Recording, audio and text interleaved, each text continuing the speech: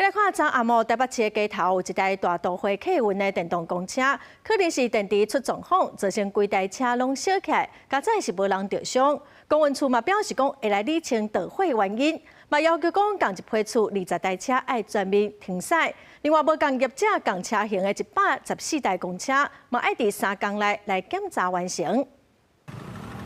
配合委员充满一台大都会客运的电动公车，变做一大团的火球，互经过驾驶含跳奥多巴的拢错一个。拜日暗时，台北敦化北路街仔路有一台电动公车驶到一半，仪表板是忽然间出现红灯的警示，表示讲电池无正常。机警的驾驶是随互车顶7个乘客拢落车，后壁随通报公司状况的时阵，这公车就爆炸导火，规台车一个拢烧起来。华德牌的电动公车，它是最早的国家队，它的灯号就只有一个，要么红灯，要么黄灯。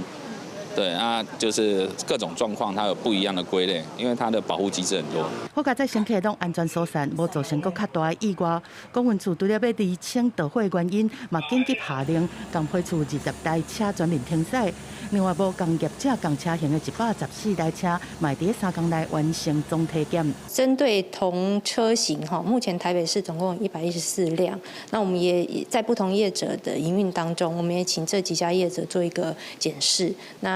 目前有2辆车有一些异常状况，是已经做停派了。大都会客运这台112年12月出厂的国产品牌华德牌的电动公车，今年3、4月拢有完成定期的保养。车顶装的3元锂电池虽然讲有关能量的密度，但嘛是有关温还是热失控的潜在风险。因为安尼嘛有业者是选使用成本较悬的钛酸锂电池，因为安全性较悬，嘛较袂来爆炸还是烧起来。我们在进行极限破坏的测试中啊，我们产生的结果是没有任何的爆炸，而且燃烧只是一瞬间的闪燃，